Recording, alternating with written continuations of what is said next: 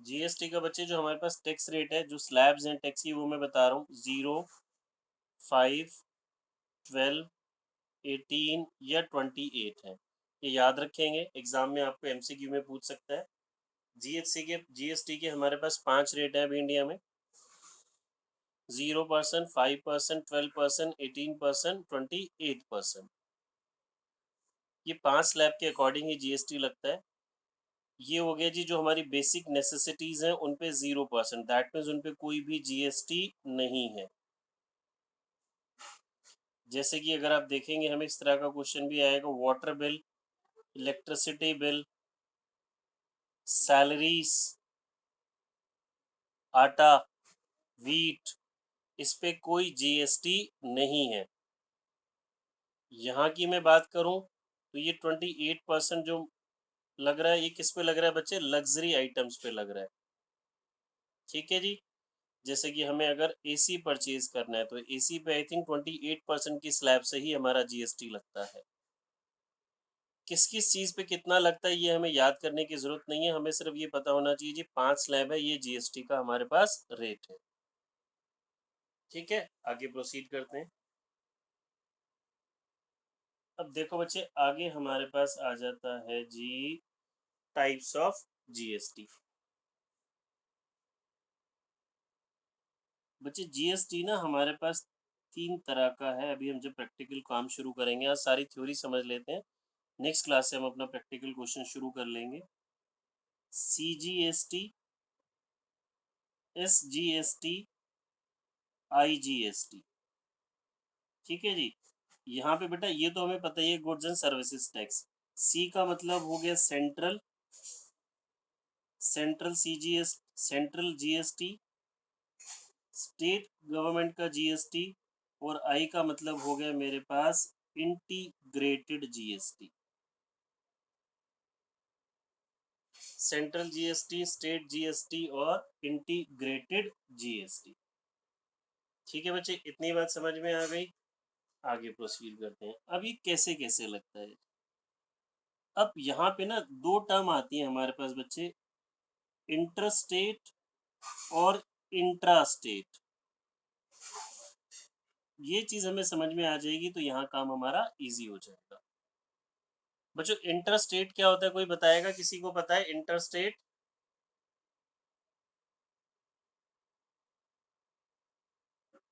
Between different states. जो within होता है. Yes, between 2 states.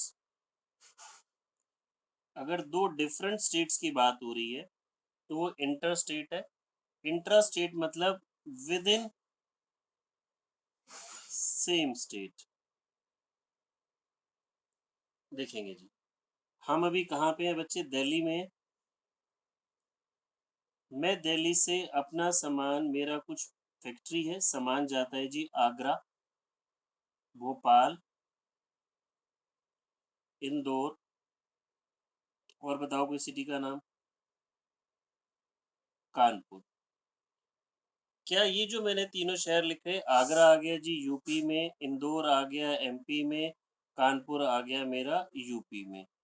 यहाँ से मैं दिल्ली से गुड्स यहाँ प्रोड्यूस करता हूँ, यहाँ मेरा कुछ सामान बन रहा है और मैं इन स्टेट्स में सप्लाई कर रहा हूँ, तो ये क्या कहलाएगा बच्चे? पहले तो मुझे बताओ, इंटर स्टेट या इंट्रा स्टेट? Interstate. ठीक है जी। पहले तो ये मेरा क्या हो गया? Inter state. अब जब इंटर स्टेट लगता है ना बच्चे, तो मेरे ये वाले दोनों जीएसटी लगेंगे। सॉरी, कौन सा लगेगा? आईजीएसटी लगेगा। फिर मेरे पास लगेगा जी आईजीएसटी। अगर इंटर स्टेट हम काम हो रहा है हमारा तो आईजीएसटी लगेगा। अगला एग्जांपल जी, मैं भी दिल्ली में रहता हूँ, आप सभी भी दिल्ली में रहते हैं, मैं आपको सर्विसेज प्रोवाइड कर रहा हूँ। टैक्स का नाम ही है हमारे goods and services tax. Goods पे भी लगता है, सर्विसेज पे भी लगता है। और जो हम टीचिंग सर्विसेज देते हैं, एक्सेप्ट स्कूल, जितनी भी तरह की बच्चे टीचिंग सर्विसेज हैं उन पे जीएसटी लगता है 18% से, आपको पता होना चाहिए। अगला एमसीक्यू की चीज आपसे, इंट्रास्टेट में पूछ सकता है कुछ भी एमसीक्यू में।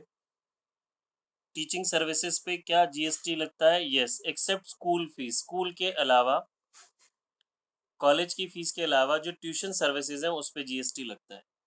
मैं दिल्ली में हूँ, पश्चिम विहार में। आप सभी भी दिल्ली में है बट डिफरेंट एरिया में है, बट है तो विद इन दिल्ली। तो ये यहाँ पे कौन सा टैक्स लगेगा बच्चे? यहाँ पे CGST लगेगा एंड SGST लगेगा, दोनों टैक्स लगेंगे। और ये मेरा क्या कहलाएगा? Intra state. ठीक है, अब एक एग्जाम्पल समझते हैं दोबारा से। मैं दिल्ली में हूँ और मैं अपनी सर्विसेज आगरा के स्टूडेंट्स को प्रोवाइड करा रहा हूँ। ठीक है जी, तो पहले तो मुझे बताएं, IGST लगेगा, CGST लगेगा या SGST लगेगा? IGST। ठीक है जी, सभी स्टूडेंट्स को ये पता होना चाहिए। IGST लगेगा। टीचिंग सर्विसेज के ऊपर GST का रेट है 18%। सपोज मेरी फीस है जी 10,000 रुपीज़, तो मैं उनसे 10,000 रुपीज़ तो फीस लूँगा, 18% GST कलेक्ट करूँगा उनसे, और उस GST का नाम होगा IGST। तो 11,800 रुपीज़ में कलेक्ट करूँ। ठीक है बच्चे, अब एक और चीज़ आपको साथ साथ सिखा रहा हूँ। ये जो मैंने GST इन स्टूडेंट से कलेक्ट करा, क्या ये मेरी इनकम है? जल्दी से रिस्पॉन्ड करेंगे चैट बॉक्स में सिर्फ। क्या ये मेरी इनकम है? नो जी, ये मेरी इनकम नहीं है। तो ये मेरे लिए क्या है?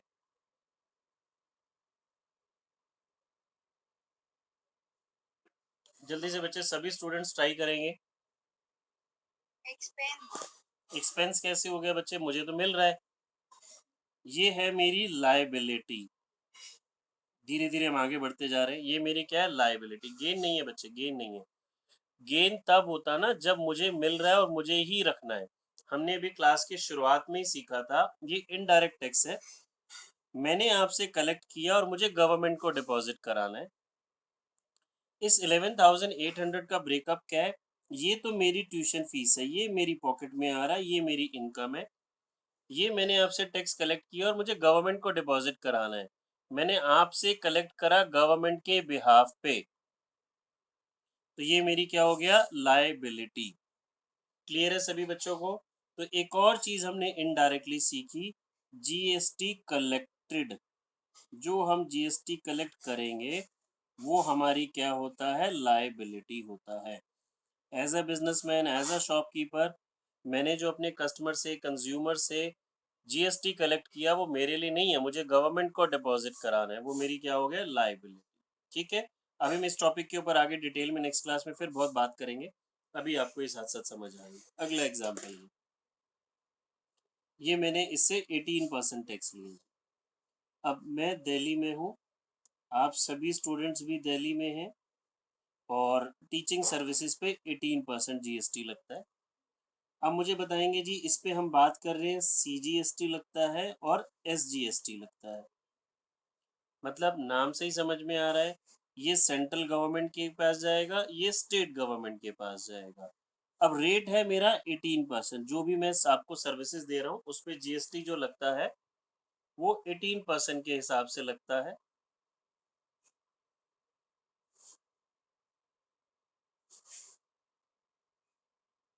ठीक है जी, वो 18% के हिसाब से लग रहा है।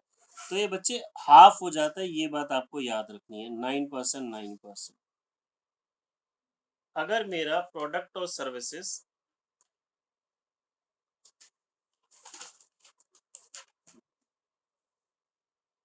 अगर मेरा प्रोडक्ट 28% की स्लैब में आता है और हम काम कर रहे हैं विद इन दिल्ली, तो मुझे साथ साथ बताओ, मैं आपको रिवाइज कराता रहूंगा। ये इंटर स्टेट हुआ, इंट्रा स्टेट हुआ, इंट्रास्टेट। ठीक है जी, इंट्रा स्टेट हुआ। तो इंट्रा स्टेट में दो चीजें लगेंगी, सेंट्रल गवर्नमेंट का और स्टेट गवर्नमेंट का। रेट 18% है, तो ये बच्चे हाफ हाफ हो जाएगा। जैसा मैंने आपको एग्जांपल दिया, आप अपने घर में कभी भी आप कुछ भी बाहर रेस्टोरेंट में खाने जाते हैं, या आजकल आप घर में अगर फूड डिलीवर कराते हैं, जोमेटो, स्विगी, मैकडोनल्ड्स, कहीं से भी आप मंगाएं, आप देखेंगे वो जो बिल होगा ना, उसमें नीचे चेक करेंगे 5% टैक्स होता है, 2.5% CGST लगा होगा, 2.5% उसमें SGST लगा होगा। ठीक है जी। अच्छा, अब आपसे एक और चीज़ पूछ सकता है एग्ज़ाम में, क्या 14% जीएसटी का टैक्स रेट होता है? मुझे जल्दी से बताएँगे? नो। नहीं, बच्चे यहीं कन्फ्यूज़ नो हो जाते हैं। हमने नो बात सर। करी टैक्स का रेट होता है 0, 5, 12, 18, 28, 5, 12, 18, 28। हाँ जी। अगर आईजीएसटी है तो ये पूरा एक साथ लगेगा, अगर सीजीएसटी और एसजीएसटी है तो ये हाफ-हाफ हो जाएँगे। बट आपसे पूछा जाए क्या जीएसटी का रेट 2.5% होता है जी? तो आंसर इज़ नो, 5% होता है। वो हाफ हो जाता है दोस्त किसके लिए, वो एक सेपरेट मैटर है। इतनी बात सभी को समझ में आई बच्चे? आगे प्रोसीड करें? ठीक यस। है? चलिए यस अगली बात सर। समझते हैं जी। अब हमारे पास आएगा बच्चे जीएसटी जो हम पे कर रहे हैं और जो जीएसटी कलेक्ट कर रहे हैं। एक सिंपल सा एग्ज़ाम्पल लेता हूँ। मैंने होलसेल से 10,000 रुपीज़ के गुड्स परचेज़ करे और ये जो प्रोडक्ट है हमारा, ये 12% की कैटेगरी में आता है। ठीक है? तो मैंने शॉपकीपर को 1,200 रुपीज़ दिए। मैं भी एक बिज़नेसमैन हूँ। मैंने होलसेल से या इस प्रोडक्ट की फैक्ट्री से सामान परचेज़ करा और मैंने उसको 12% की कैटेगरी में हमारा प्रोडक्ट आता है, जीएसटी पे करा। अब ये जीएसटी बच्चे मैंने सामान खरीदने पे दिया ना, ऑन परचेज़ेज़ पे दिया। तो जीएसटी हम गुड्स खरीदते टाइम देते हैं बच्चे, उसे बोलते हैं इनपुट जीएसटी। क्या बोलते हैं बच्चे? Input GST. अब मैं बिकॉज़ मैंने बोला आपको मैं एक बिज़नेसमैन हूँ, शॉपकीपर हूँ, ये प्रोडक्ट मैंने कंज़्यूम करने के लिए नहीं खरीदा, ये प्रोडक्ट मैं अब आगे सेल कर रहा हूँ। ये तो मेरी हो गई कॉस्ट प्राइस ही। अब इस प्रोडक्ट को मैं सेल कर रहा हूँ 15,000 में। मैंने कंज़्यूमर को ये प्रोडक्ट सेल करा जी 15,000 में। तो मैं कंज्यूमर से टैक्स कलेक्ट करूंगा 12%। 15,000 का 12% हम टैक्स उससे लेंगे जी, बिकॉज सेल्स प्राइस के ऊपर ही लोगे। ये आ गया 1800। तो मैंने कस्टमर से लिए 16,800। ये जीएसटी कलेक्टेड हुआ या पेड हुआ? कलेक्टेड। कलेक्टेड मुझे मिला। जो जीएसटी कलेक्ट होता है बच्चे उसे बोलते हैं आउटपुट जीएसटी। देखो धीरे धीरे हम प्रैक्टिकल की चीजें समझते जा रहे हैं।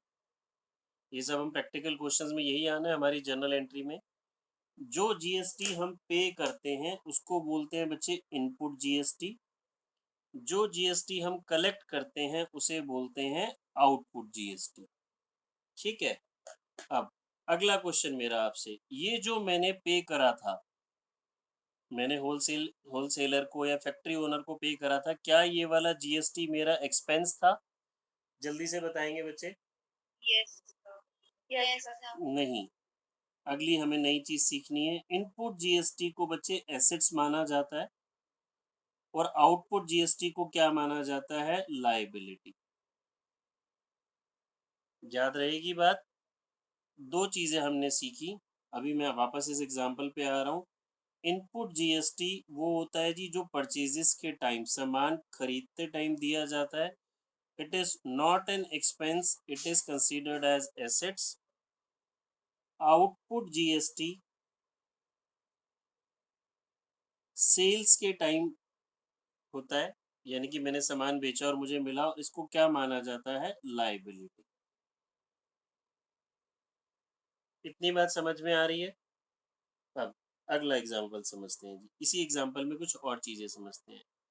जब ये टैक्स इंट्रोड्यूस हुआ था तो गवर्नमेंट ने बहुत शोर मचाया था, बहुत बोला था जी इसके बहुत फायदे हैं, बहुत फायदे हैं।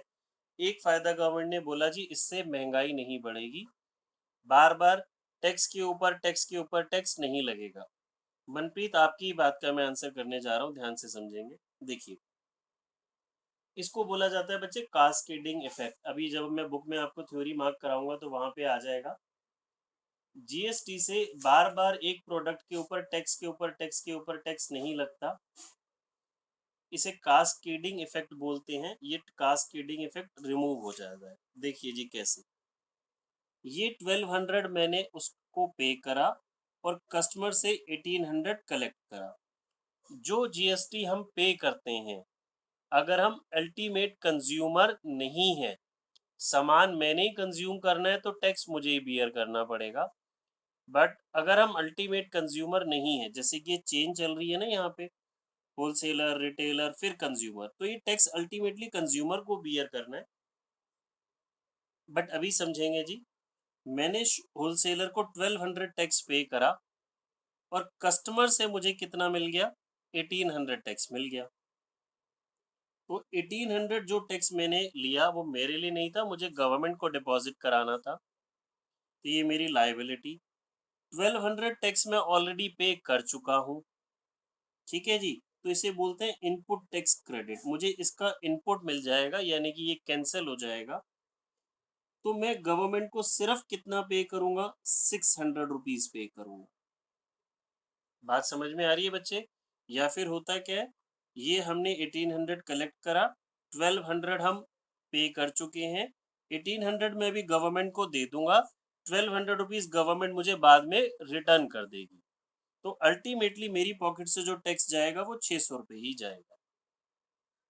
तो दैट्स वाई इसको माना गया लायबिलिटी, इसको माना गया एसेट्स, क्योंकि ये तो मुझे रिटर्न मिलना है, ये मेरा ही पैसा है जो मुझे वापस मिलेगा। क्लियर है? दैट्स वाई इनपुट टैक्स को खर्चा ना मान के एसेट्स माना जाता है और आउटपुट को लायबिलिटी माना जाता है। तभी गवर्नमेंट ने बोला, ऐसा नहीं है कि ये 1200 भी यहाँ चला गया फिर 1800 चला गया, तो ऐसे तो टैक्स की अमाउंट बढ़ती जा रही है ना। अल्टीमेटली जो टोटल टैक्स हुआ वो एक ही फिगर हुई, हमने 1800 रुपये कलेक्ट करा, 1200 पे करा था, इसका मुझे इनपुट क्रेडिट मिल जाएगा। तो नेट जो टैक्स आया वो बच्चे कितना आया, 600 रुपीज। इतनी बात सभी को समझ आई? टैक्स की टोटल अमाउंट 1800 ही बनेगी। अल्टीमेटली जो एंड कंज्यूमर है, जो एंड कंज्यूमर होता है, जो प्रोडक्ट को कंज्यूम करता है, वहां पे जाके जो जीएसटी होता है ना बच्चे, एंड हो जाता है। एंड का मतलब वो अल्टीमेटली टैक्स उसी को बियर करना है। यहाँ पे देखिए मैंने 1200 पे करा था, बट ये बियर मैंने नहीं करा, मुझे आगे से मैंने कस्टमर से ले लिया। बियर टैक्स कौन कर रहा है, कस्टमर। अल्टीमेटली जो कंज्यूमर है, जो प्रोडक्ट को यूज कर रहा है, जो एंड कंज्यूमर है, टैक्स बियर उसी को करना है। ओल्ड बुक है आपके पास, न्यू बुक है, सभी में मिलेगा। ये अपनी टीएस ग्रेवाल सर की बुक है, देखिए जी। सर एक बार पेज नंबर बता दीजिए। पेज नंबर बच्चे ये 12.1 है, बिल्कुल ये 2021 वाली बुक में 12 चैप्टर दे रखा है। आपके पास ओल्ड बुक है तो उसमें भी होगा, ये चैप्टर देख लीजिए, मिल जाएगा, निकालो। देखिए जो जो हमने बातें सीखी, ये कॉम्प्रिहेंसिव इनडायरेक्ट टैक्स है, ठीक है जी। अगली बात, ये गुड्स और सर्विसेज दोनों के ऊपर लगता है बच्चे, ठीक है। कुछ प्रोडक्ट्स पे अभी भी जीएसटी नहीं है, जैसे कि petroleum, alcohol, import of goods and और services and taxes levied by the local bodies, इसके ऊपर जीएसटी हमारा नहीं है। फिर हमने पढ़ा था बहुत सारे इनडायरेक्ट टैक्सेस को मर्ज करके गवर्नमेंट ने एक ही टैक्स बना दिया, जीएसटी। मैंने आपको बताया अभी, प्राइम मिनिस्टर ने वो नारा स्लोगन दिया जी, वन नेशन वन टैक्स। फिर ऑब्जेक्टिव्स ऑफ जीएसटी, ये आपने बच्चे ज़रूर रीड करना है अच्छे से, जो जो हमने चीज़ें समझी हैं इसके अंदर आपको मिल जाएंगी, इजीली समझ में आ जाएंगी। देन कैरेक्टरिस्टिक्स ऑफ जीएसटी, ये ज़रूर आपने बच्चों लर्न करना है, रीड करना है। देखिए यहाँ पे लिखा भी है, if input credit of GST paid is allowed, it is an asset not an expense. अगर इनपुट क्रेडिट अलाउड है तो, अभी हम इसकी बात करेंगे जब हम प्रैक्टिकल क्वेश्चंस पे आएंगे। GST collected is not an income but a liability, जो जीएसटी हम कलेक्ट कर रहे हैं वो इनकम नहीं है, वो क्या है, हमारी लाइबिलिटी है, ठीक है जी। ये आपको करने की जरूरत नहीं है। फिर कैटेगरीज ऑफ जीएसटी हमने पढ़ा, सीजीएसटी, एसजीएसटी, आईजीएसटी। यहाँ पे अब एग्जांपल पढ़ लेना जो मैंने आपको समझाया, इंट्रा स्टेट और इंटर स्टेट की बात की गई है।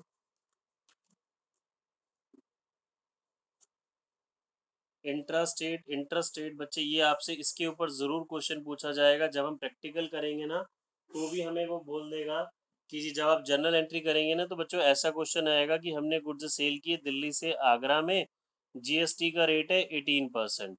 अब वो आपको खुद सोचना है वहाँ पे आईजीएसटी लगाओगे, सीजीएसटी लगाओगे या एसजीएसटी लगाओगे। मुझे जरा एक बारी बताओ, दिल्ली से मैं आगरा सामान भेज रहा हूँ तो कौन से वाला लगेगा? सीजीएस आईजी यस आईजीएसटी लगेगा। आईजीएसटी। अब आईजीएसटी 18% ही लगेगा, 18 का अगर मुझे रेट गिवन है तो।